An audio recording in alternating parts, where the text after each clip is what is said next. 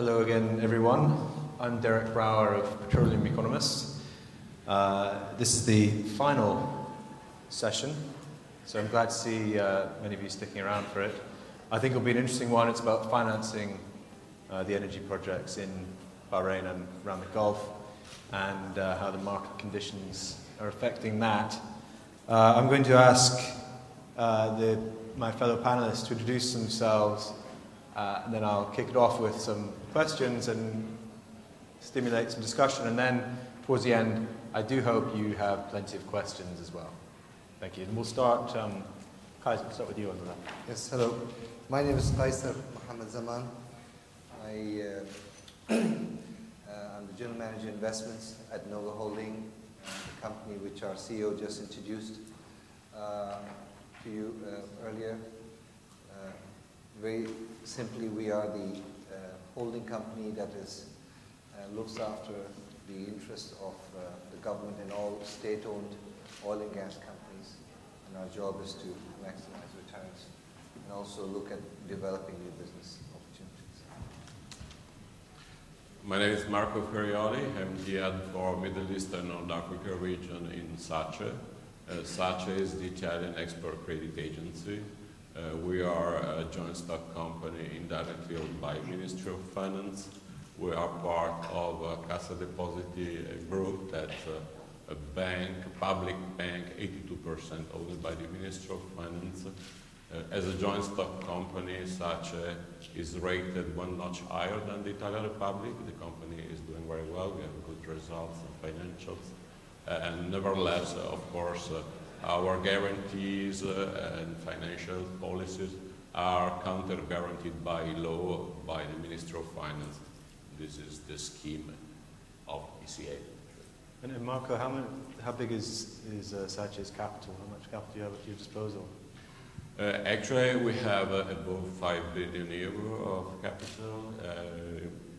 3 weeks ago, we issued the first subordinated bond, $500 million of debt, and we got from the market more than 3.2 billion of demand. So the issue went very well, and the market has appreciated. Actually, as I say, SACE is still 100% owned by the ministry, but there is an ongoing process, and the government is considering also about privatization. We got a couple of weeks ago from our Prime Minister the decree to apply to the Saudi Central Bank for a banking license. So soon or later, SACE, that's still an insurance company like most of the European ECA, will become an Exim Bank, same than US Exim Bank, for instance. Thank you. Abdullah. My name is Abdullah Bukhoua, and I'm with Standard Chartered Bank as head of corporate and institutional clients and financial markets. Standard Chartered Bank has been in Bahrain for, as you know, more than 90 years, and we see the strategic importance of energy projects for Bahrain as a country. We regard ourselves very much a global and local bank because we've been here for so long. And we definitely have an interest in supporting the country and supporting the upcoming energy initiatives. My name is Youssef Alaoui. I am the CEO of an investment fund in renewable energy that is providing a platform for investors, foreign investors, to invest in the renewable energy sector in Morocco. I'm also the chairman of a think tank based in Atlanta in the USA. It's just called the North African Economic Research Council.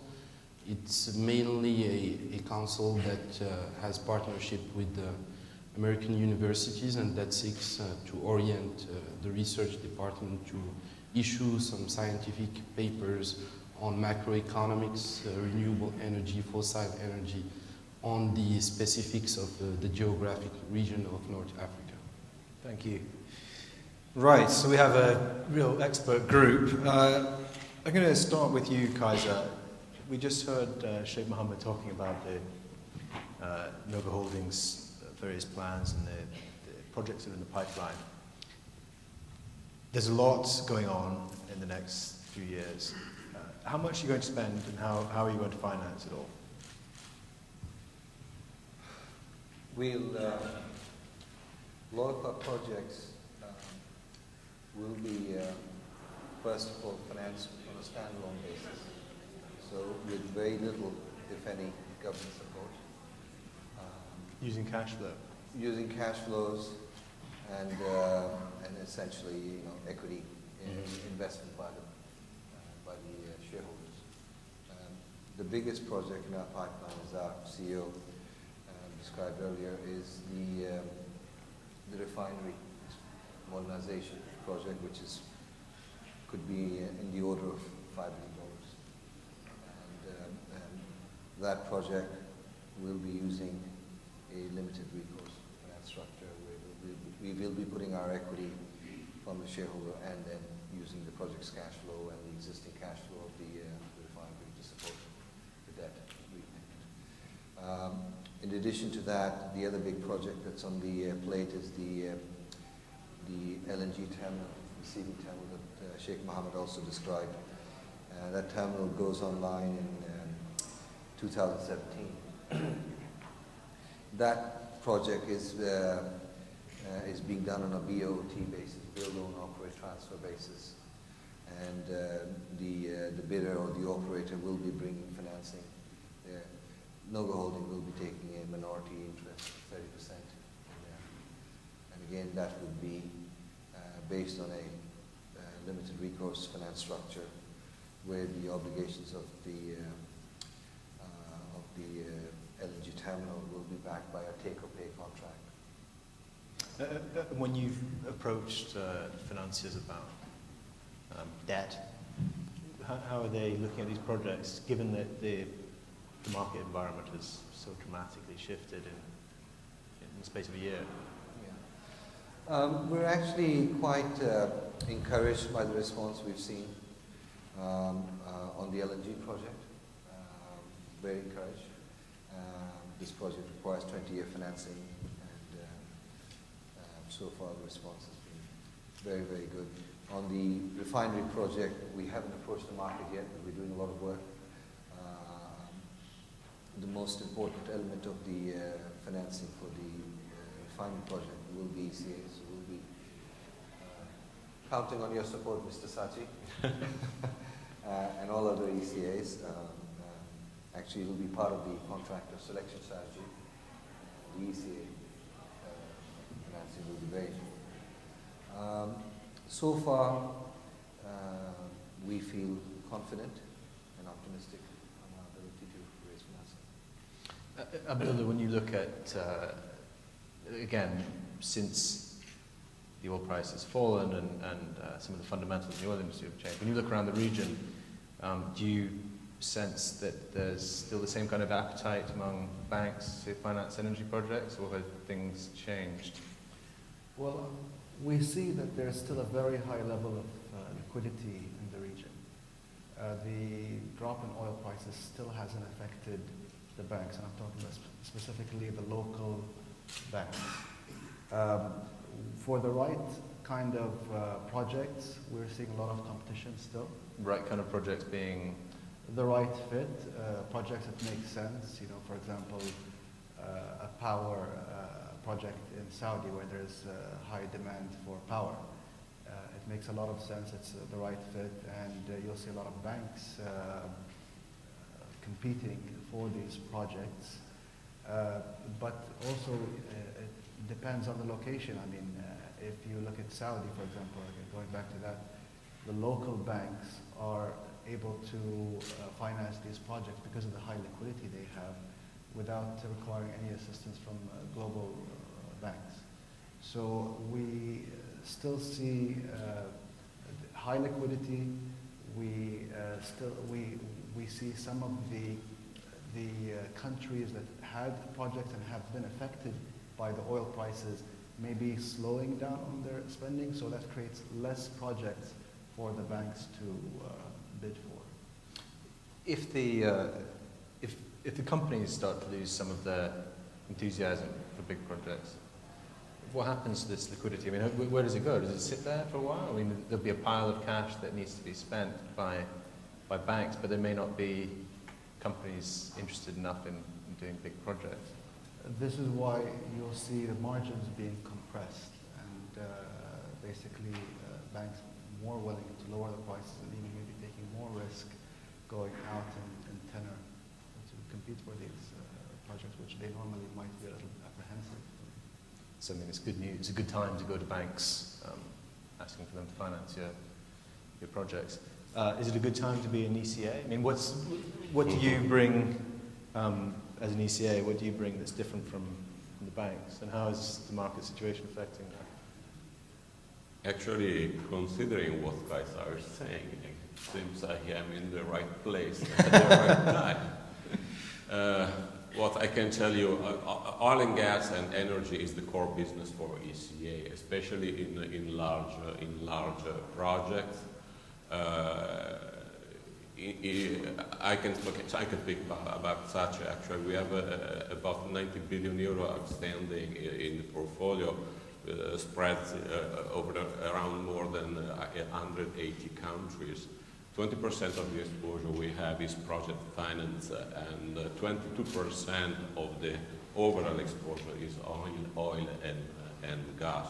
That's because there are many Italian contractors involved in the sector. That's because in large projects, ECA usually work in co-insurance or reinsurance schemes. So we are, actually I spent last 4 years in Turkey, and such was part of the expansion project of the Tüpraş refinery. We are among the ECAs financing the Star refinery of Sokar in Izmir. So, and the ECA remain one of the most important source of funds if we talk about long-term financing. For conventional project, oil and gas, according to the OECD consensus, we can grant repayment terms of up to 10 years, plus grace period during the construction phase. But if we talk about project finance, the tenor is even longer. We can reach up to 14 years. So for a refinery project where you have 3 years of construction, the door-to-door tenor is 17 years. And last but not least, the all-in cost of ECA financing being supported by the sovereign guarantee of the relevant Minister of Finance, then depending on the scheme, can allow the sponsors or the borrower to reach a very interesting price, also on a fixed basis. Nowadays, you know, the commercial interest reference rate on Euribor, for instance, for 10 years plus the construction is 120 basis points per annum fixed rate. We in Italy have our sister company, Siemens, is providing an interest subsidy of up to 150 basis points per annum on the floating rate. So, for instance, if private banks, commercial banks, bank is quoting Euribor plus 150 basis points on top of the such a guarantee for a 14 years loan, the sponsor, the borrower, can decide to shift to a fixed rate of 120 plus 150 minus the spreads. It means that 120 is the net cost, financial cost of the facility. Of course, then there is the component relevant to the risk, the cost of the guarantee. For Bahrain, that's a triple B country. If we talk about the top tier company, top tier and investment grade project, I can tell that a very long-term financing in the tenor I am speaking can obtain all-in cost in the range between 250 and 300 basis points per annum. So that, I mean, that makes you at least as competitive as the banks who are coming in trying to get Commercial banks remain a partner, one of the important partners in funding large projects. So usually what we see, of course, there is the equity from the sponsor, there are commercial banks doing their part, and there are ECAs or multilaterals like IFC, for instance, no? or the EIB or EBRD, depending on the geography and the natural. And as I understand it, the OECD rules are to prevent ECAs competing against one another. Yeah, the consensus agreements has been competing unfairly. Yeah. They should be competing, but there are rules depending on the nature of the supply, the nature of the project, the sector, regulate the maximum tenor, the starting point of the credit, the content, and then there are area of flexibility, for instance, in terms of the eligibility of projects.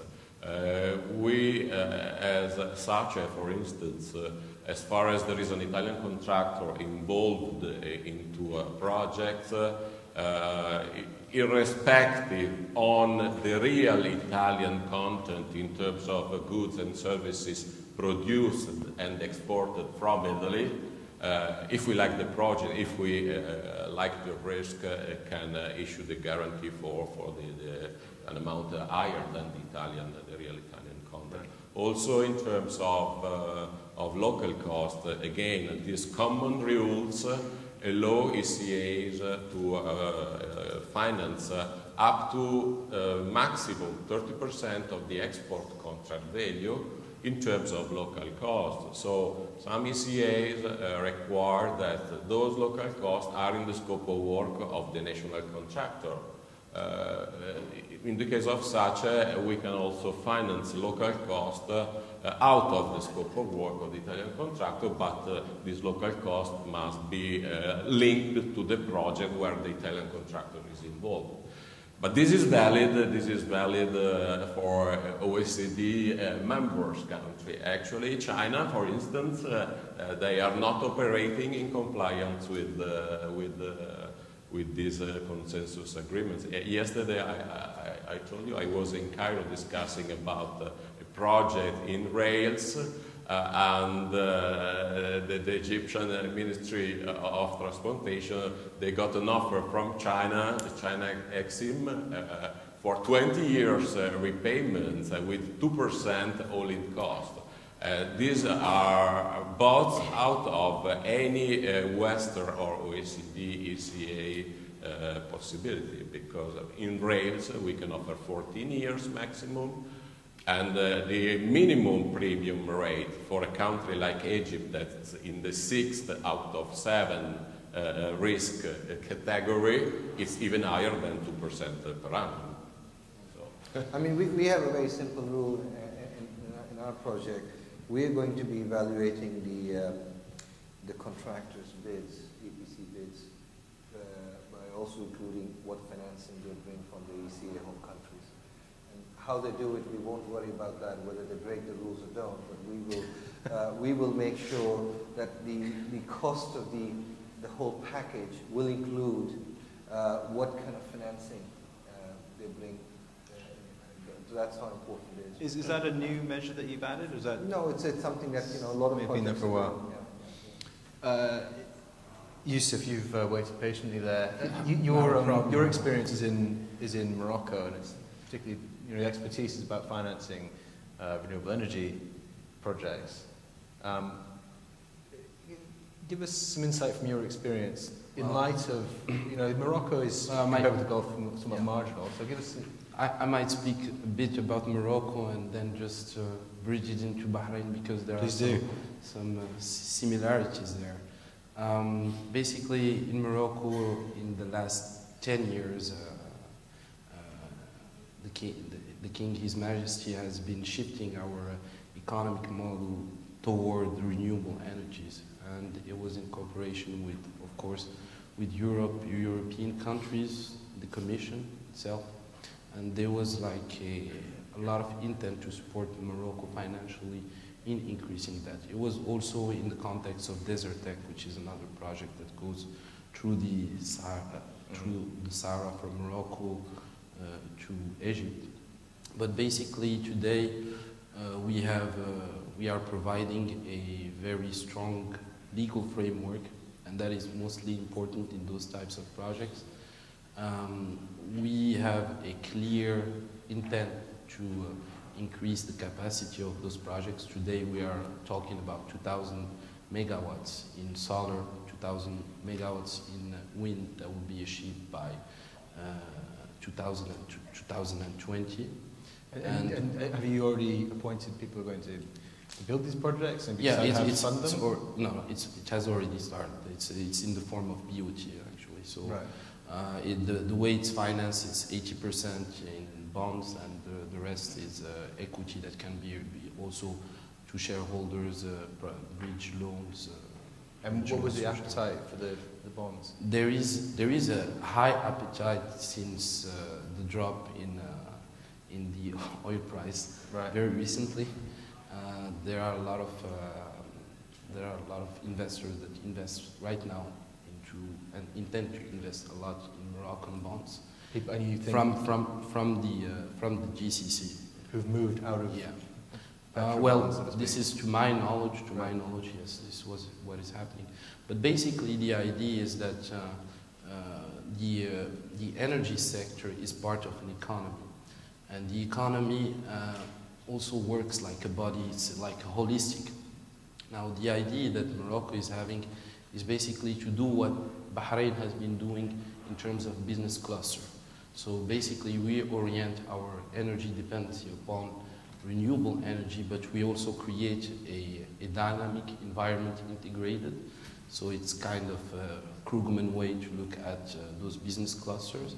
So you have the universities, you have basically the SMEs in innovation, and you have the research centers, and works all in dynamic, but it's oriented upon a strategic vision, which is to develop the renewable energy sector and not to be dependent on our importation of gas and oil, which represents about 95% of our importation in terms of energy. So that is the main issue, and what can be actually comparable to Bahrain is that Bahrain also has been trying to diversify its economy for the last 15 years, and they have developed a lot their human capital, and they are in an energy model that might be a bit different because they are importing a lot of crude and refining here, a lot of the refined products that come from Arabia Saudi.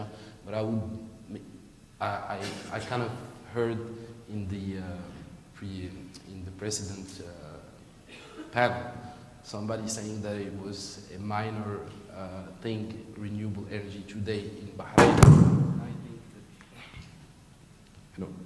When I think that basically it should be a major point here in Bahrain to develop this sector. And there is a lot of appetite, and basically when you talk about wind energy and solar energy, it has today a proven track record all over the world. The technology curve is going really fast for solar. The panel costs and the technology is improving each year, and the costs are lowering down. But I mean, in Morocco, you have a feed-in tariff that will support this, support the development, right? I mean, so that would have to be incorporated in the Gulf as well. I mean, is that an issue? Do you think that do you see a future in Bahrain for financing this kind of alternative energy? Is it just oil right now? I mean, it's having the gas facility, of course. I think renewable energy works if there is some level of government support for it. If you look across the world, it's worked, but there is either direct or indirect support to make it work. And that's one of the things we'll have to understand. In Bahrain, if we do have renewable energy, it probably will have to be solar, not wind. Do we have the land, the space to build large solar farms? I'm not sure if we do, but those are the kind of things. And then the government will obviously have to look into what kind of support scheme it will have to put in there to make it viable, because without some sort of support it doesn't work. I really think that I would 100% agree on the fact that it needs governmental support, because it's actually energy concern is actually a strategic vision that needs to be a global consensus and the national consensus, which is the case in Morocco. That is why there is a lot of stability in that regard, whether the government change or not. There is a clear strategic vision about supporting and going ahead with renewable energy in Morocco. So but if you're one of these highly liquid banks, do you want to fund a renewable energy project in the Gulf? Well, I think the only way renewable energy in somewhere like Bahrain can be taken seriously is once the government starts cutting subsidies to your power bill. Mm-hmm. Only then will people start to feel the pinch and look at alternative sources to power their homes. Mm-hmm. So I think as long as oil remains a cheap resource for us, and the entry cost for renewable energy is quite high, people will, it's much easier to just depend on oil. And there's probably more scope in Bahrain for demand side management, which will give a better dividend. Across the Gulf in general, actually. Really. I'm going to open the floor, or ask you from the floor to offer some questions if you have any. I hope you do. Yep, good. See one gentleman there. Hi, Elias Seba from Debtwire. I have a question for Abdullah. You briefly brushed on margins of loans or project finance, and you said that clearly the local banks have more liquidity to offer the corporates the margins they're requiring, and some of the international banks.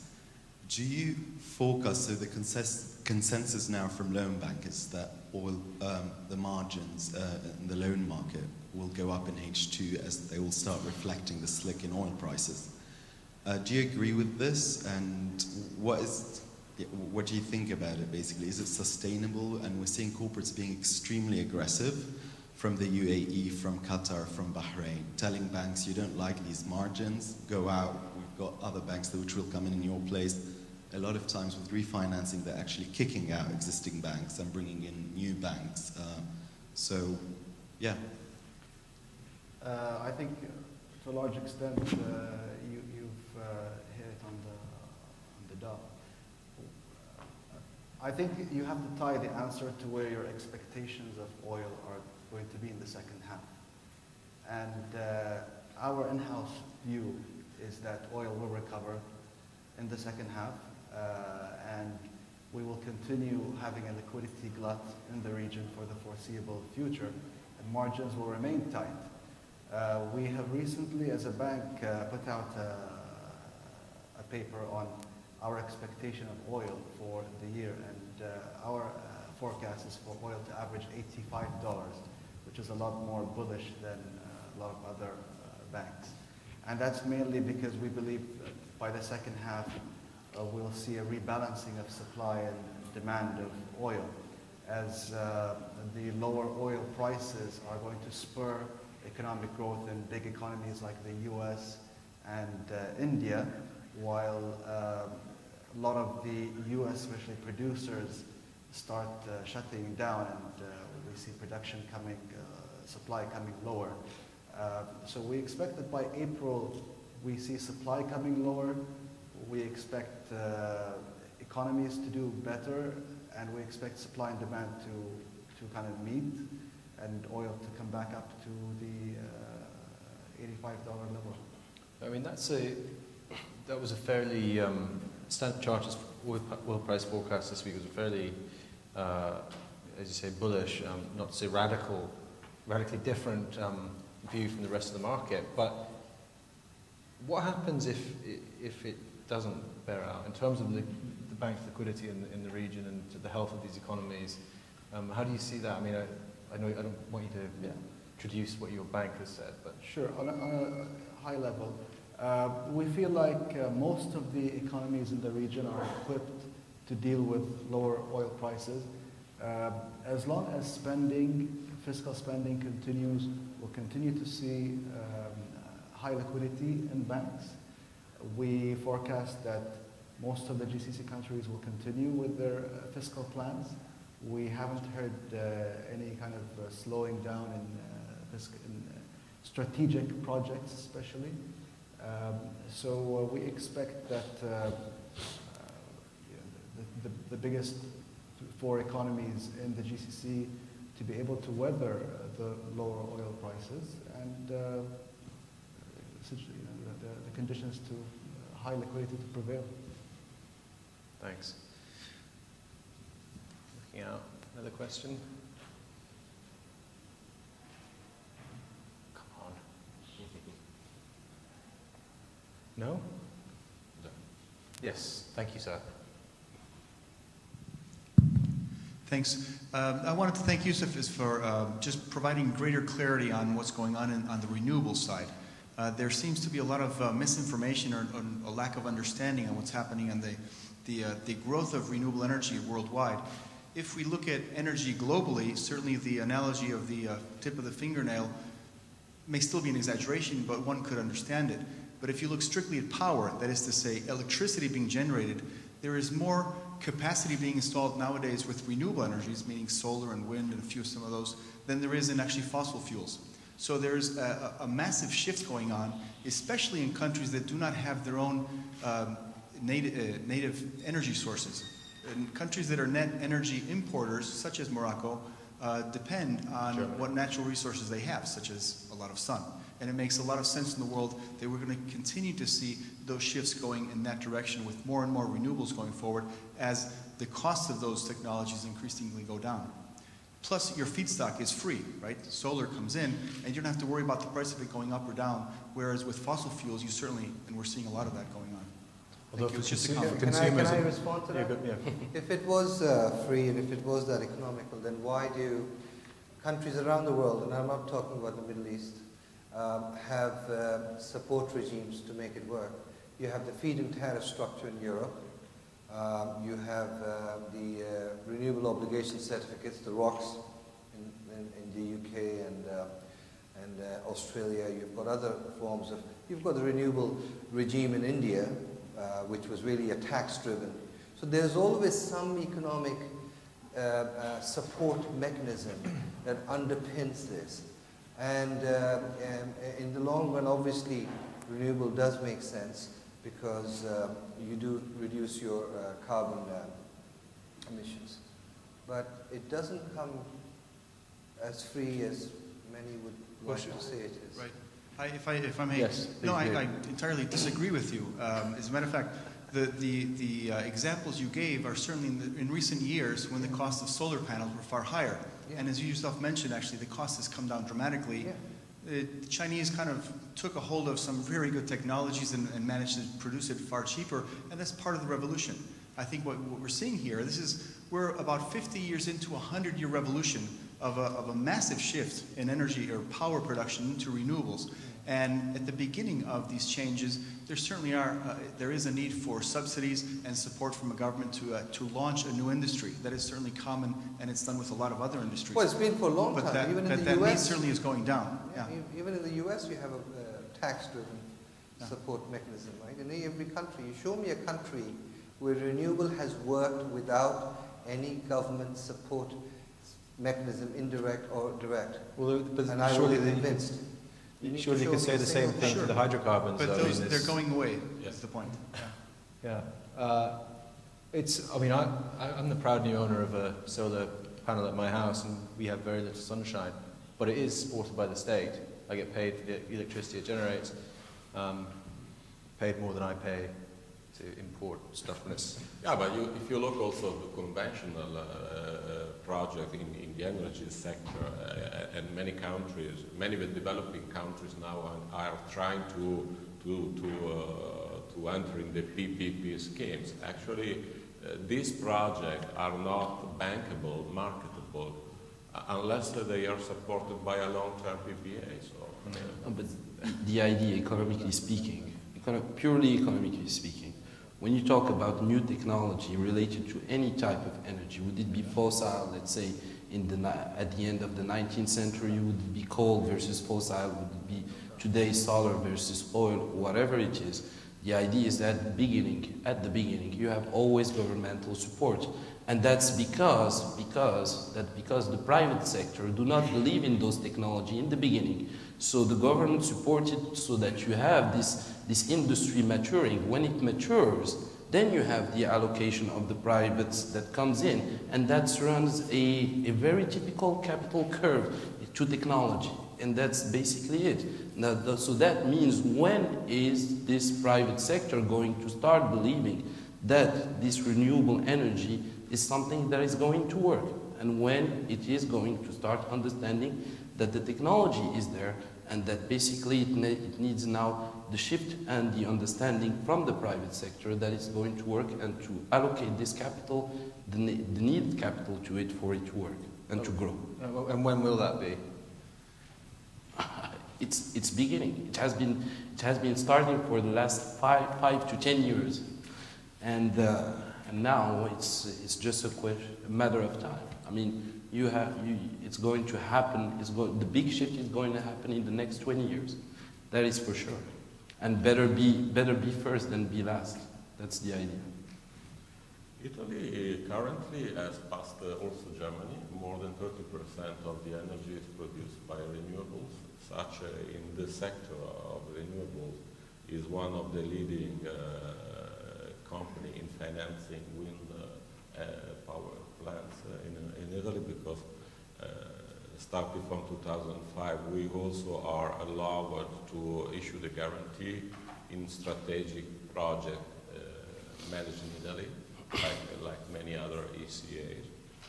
And as I said, in renewable energy we can support export contracts with very, very long-term financing up to 18 years.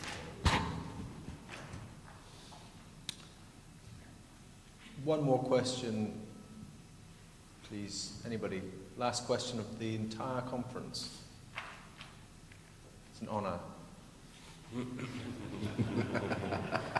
Just put a lot of pressure on the person. All right. In that case, I have 2 remaining jobs. First is to ask you to join me in thanking my panelists.